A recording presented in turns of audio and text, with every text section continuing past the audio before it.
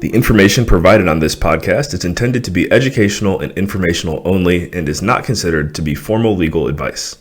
The listener should not take or refrain from taking action based on its content. Any listener in need of legal opinion upon which to rely in decision-making should consider formally engaging an attorney to review relevant facts in detail and examine the pertinent law as it applies to those facts. So, you've decided you want more out of your life. More than the 9 to 5. More than paycheck to paycheck. More than lifelong debt. But that leaves questions. Where do I go from here? What can I do without any money, connections, or experience? Our goal is not only to provide you with answers to those questions, but also to motivate people in an authentic way, mentor people who don't have mentors, give back, and hear some inspiring stories along the way. If you're not going to show people what's possible, who is? My name is Iler. And I'm April Munson, And this is Ground Zero. Good morning. Morning, how are you? Oh my God, your hair looks fabulous. I'm looking at it. I'm like, oh, my hair does not look as good as your hair. Oh God, thank you. I'm totally faking it. It's like so humid. And I was like, I need hair. I need to try to make it look like it's not frizzing. But thank you. No, it's humid here too. And I was like, all right, I'm having no luck. I'll just do the best I can. Oh, well, how are you? Good. How are you doing? I am good. Thank you so much for being on the show with me. Yes, this is very exciting. I'm excited to be here. I am too. I would love if you would just tell everyone a little bit about yourself, where you're at, what you're doing, and let's just get to know you a little bit. All right, my name is Emily Oliver. I work with Hickory Seed Investments, which is a company that my husband and I own and operate.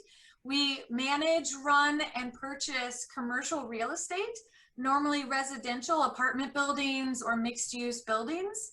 And we are in the St. Louis market, and we've been investing for the last over 10 years now. Awesome. Emily, I loved your story when we talked. It was about a week or 2 weeks ago. And listening to your drive and how you got to where you are is absolutely incredible. So if you could kind of give us a little bit of a rundown of how you navigated yourself to get to where you are, because I've never met anyone who is so driven and focused as you. Well, thank you. Yes, so our journey, my husband and I's journey actually started in college. While we were going to school, we're both mechanical engineers, and we started reading books about real estate and Rich Dad, Poor Dad. I know that a lot of people can relate to Robert Kiyosaki changing their lives. And there was one Christmas that we were staying in his dorm room. I guess it wasn't a dorm, it was an apartment building, and the heat went out, and we were the only two people in the building. And so the maintenance guy said, no one else is here. We're not fixing it till Monday. So he gave us a little space heater, and we were cowered in his bedroom, like with the space heater on full blast, covered in blankets.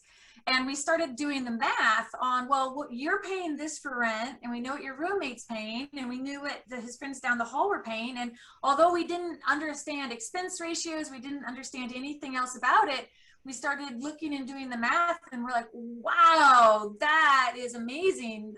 Like, this owner is probably getting, I forget how much it was, but to us, you know, being poor college students, it was substantial.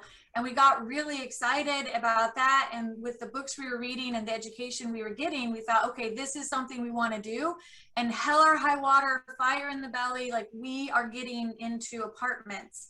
And we graduated in 2005. My husband's job moved us around a little bit. He was in an executive program where he got to work in different departments. So we lived in Dallas for a year and then moved to St. Louis, Missouri, and said, all right, we're doing it. And unfortunately for us, we bought our very first 4-family in 2006. And it was a 4-family, and we actually got, like, I think it was $1,000 at close or something. And we were like, oh my God, this is it. Like, we've made it. We got this. And then one of the flue linings failed, and it was a $5,000 repair. And we were like, oh my God, how is this going to work? So we had to be flexible, and we switched up our plans, and we decided to turn the 4-family into 2 townhomes. And with that, we moved into half of it. And then the other half, we were like, all right, the market is hot. This is great. We're going to sell it for so much money. And we literally put it on the market the week that Lehman Brothers went under. So we could not get, like, it took us, I think it was 10 months on market. We dropped the price, not quite 100,000. I think we dropped it about 80,000. Luckily, the half we moved into, we had piled the debt onto that half while the market was still high. So we were living in it as an owner occupant. We were able to pay that down. So even though we took a hit on the sales price on the other side, that still was how we got our seed money to be able to invest in real estate and buy our first apartment complex that we bought, which it was then, of course, after Lehman Brothers went under, there were so many opportunities and so many deals that we thought, all right, we're still in this, we want to do it, but 4 families, 2 townhomes, that's just too risky for us. We wanted to spread it over more units. So we got back in there and bought our first apartment complex, which was a 16 unit in 2009. So how would you tell someone who's like trying to get into the industry, or really just any industry, you keep fighting, this roller coaster effect happens where you're on a high, you know what you want, it's happening, and then all of a sudden it's like, no, this couldn't get any worse, and then you're trying to go back up again and back down. And at least for you, you have a partner who is right aligned with your core values. So what is that for you to have someone that is completely aligned with what you're trying to do? I think that is so important. There was a point where when we were trying to sell that other side of the townhouse and we were holding on to both of them, and we literally went through our grocery budget and calculated how much each item of food cost, and we're like, all right, we're cutting it out. And to this day, we still don't buy Doritos. We discovered Doritos are $5 a bag, and you can buy a whole sack of potatoes for like $3.50. We're like, oh my gosh. So we cut out all food that, you know, wasn't necessary. We were a few months away from needing to pick what bills we paid and what bills we didn't pay, when it did thankfully finally sell and sold to some great people. So I think having a partner that understands that and that has the same vision as you do, or at least somewhat aligned, helps immensely. You know, Alex, he's my husband. He and I we are different people. So we are aligned in the same vision, but I'm definitely more risk adverse. He likes to go out there and take a lot more risk than I do. So I think that also helps us balance, because he'll bounce ideas off of me, I'll bounce ideas off of him, and it actually brings us to a happier medium. So instead of him going out and just taking a lot higher risks, we can look at a deal and he sees a deal there, and then I can help him strategize on how we can do it without as much risk, or different ways we can take it down. So I think that it's important to have a similar vision, but also acknowledge that each person is different and unique, and bring something to that relationship. And it's not one person driving the show, making all the decisions, doing all of the things. It's the people working together with the same long-term goal and long-term vision, and then working together on how to achieve that. Right. I love that so much. And for people who are driven as much as you and your husband, what would you say for like yourself when it comes to maybe taking a step back? Do you ever find a time where you're like, okay, I'm doing a lot, I need to like focus on myself for a minute? Like, what is that like for you? That's very hard. That's very hard. It took us many years to learn how to do that. We didn't take a honeymoon. We missed friends' weddings. We were very driven. We missed family vacations. We definitely were focused on what we were focused on. And I would say it took us about 7 to 8 years before we actually said, all right, we need to slow down, take a minute, take time for ourselves. And so part of it is also helping each other acknowledge that, because I feel as people, and I think others can relate to this as well, we tend to put ourselves on the back burner, but we want to help others. And so my husband was having back pain. He had gained a bunch of weight. He was overwhelmed. He still had a full-time job and was doing real estate. I had a full-time job and was doing real estate. So we were very busy, and he was at a point where his back, I mean, he could barely walk, he could barely move. It was just so much. And he was taking Aleve or Advil way more than the recommended dosage, just popping pills.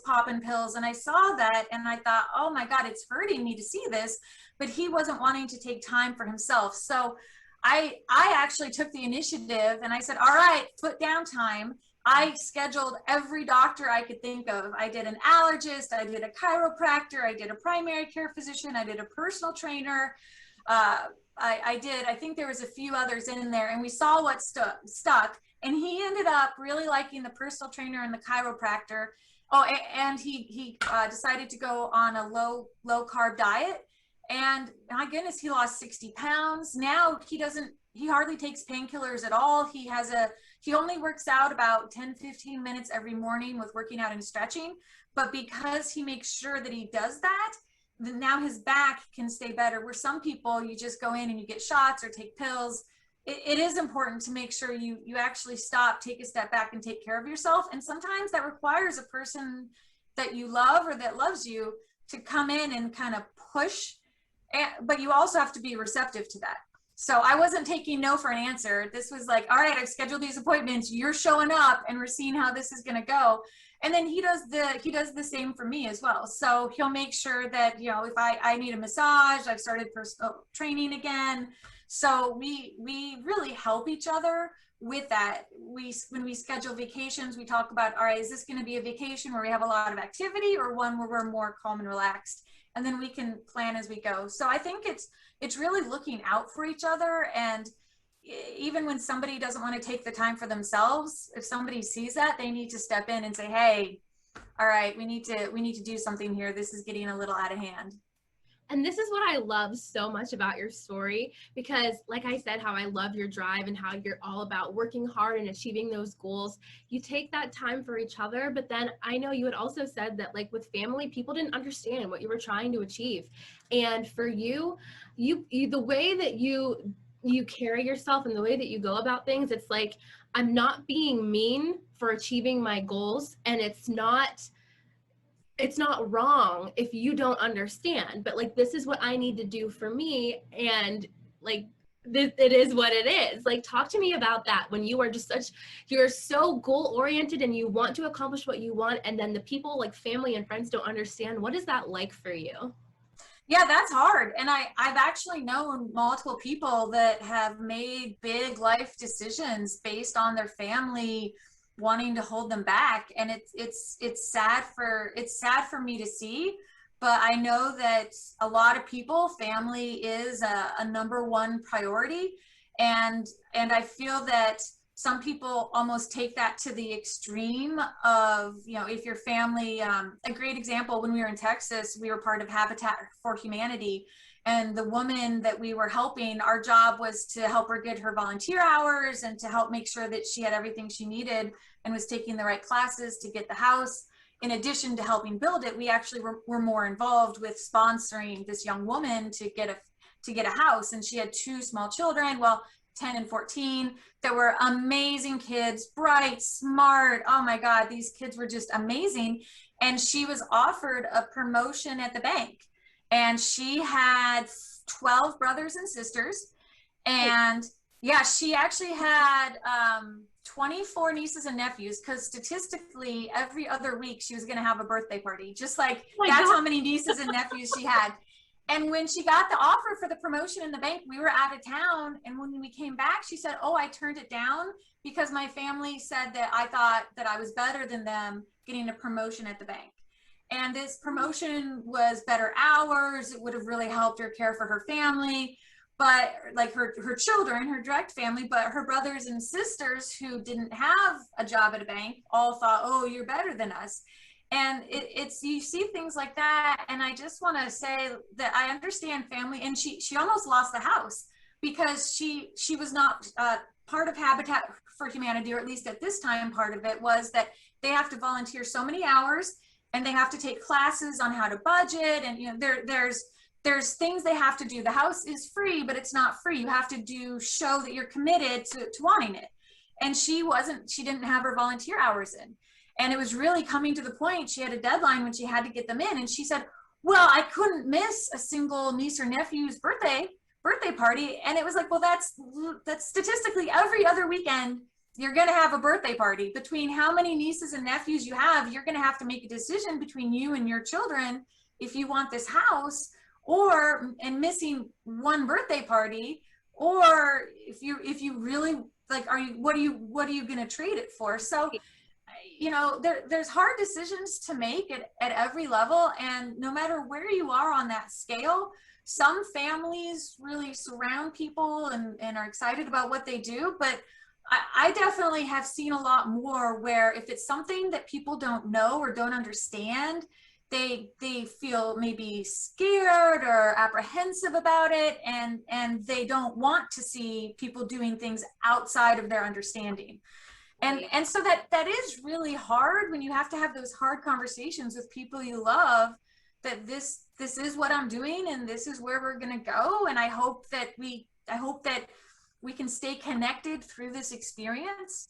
But it definitely is a challenge if your family isn't familiar with what you're doing or is unsure about how you're going to achieve your goals. It definitely can be a hurdle for people to overcome. Yeah. And definitely, if I would love to talk a little bit about this too, where your family has so much input about you achieving your goals, whether you're doing too much or not doing enough. But then when they get to the point of like, hey, you should be doing all of this, and when are you going to have a family? How do you talk about, okay, I want to achieve all of this, but like, I'm not ready to have kids yet, or maybe I don't want to, and we have these big dreams. We want to travel as a couple. We want to do this. We want to do that. Like, what would you say to the driven people that are just like, we want to focus on building our future, and whatever that looks like later on is fine, but that's, you know what I mean? What is that conversation like? So my conversation with my family was definitely more like, we're doing this, get on board or get out. But so we don't live near my family. We don't live near my husband's family. So for us, it's definitely was, these are the dreams we're going to achieve. And my husband and I view ourselves as our family. So we are the unit, that we are together, and we are the family, and everyone else is extended family. And we have done a few things keeping our parents in mind, but it's funny how I think both of our parents knew that we were ridiculously independent people from an early age. And so, for example, we were going to move in together, but we weren't ready to get married. We actually didn't get married for about 8 years. And so we did get engaged, though, because we thought his parents would we thought his parents would not be happy. Oh. And then it turned out they didn't care at all. And so it's funny how sometimes you also do things to appease family, but if you don't have those open, honest conversations, we might be thinking, oh, we're doing this for your mom and dad. And it turns out, oh no, they didn't care at all. They actually were happy that, when we moved to Texas, they were happy that he had someone to live his life with and to do things with. And so being super independent people, we did have to, especially along the lines of the family and like, oh, when are you doing this or when are you doing that? It's like, all right, stop asking. We're doing things at our own time, at our own pace, and how we want to do them. And I think just being clear on that helps a lot, saying, hey, look, this is what we're doing. This is how we're getting there. I really want you to be part of my life. But if you aren't, then that is your choice. And I can't be responsible for your choices, but I'm going to raise the bar, and I'm not going to let myself be brought down based on the comments of people around me. That I have my goal and I have my dream, and I really hope we can make it there together, but I'm making it there one way or another.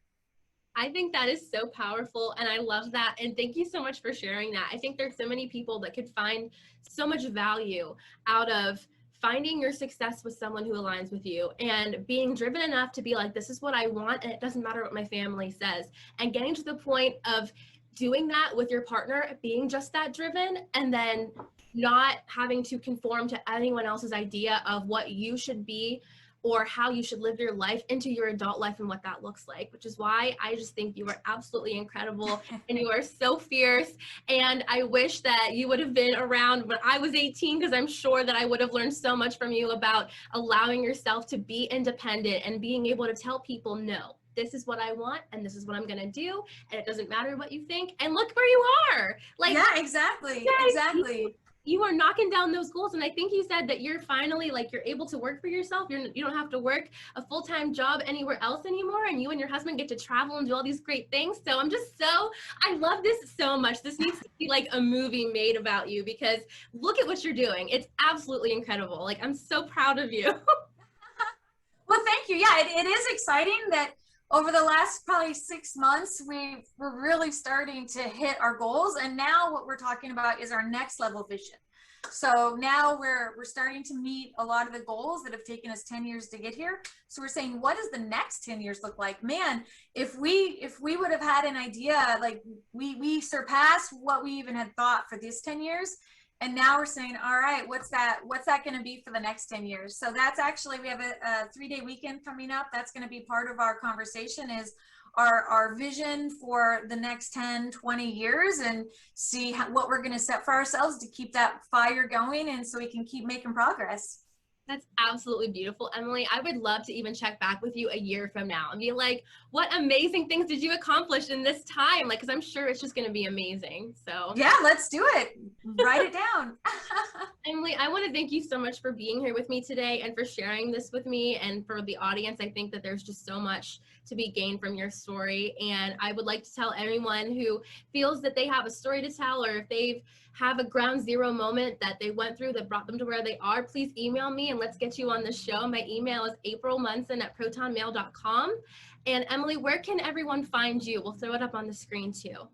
Awesome. Yeah. So our website is www.hickoryseedinvestments.com, or you can email Emily@hickoryseedinvestments.com. Perfect. Thank you so much, Emily. All right. Thank you, April. Have a great day. All right. You too.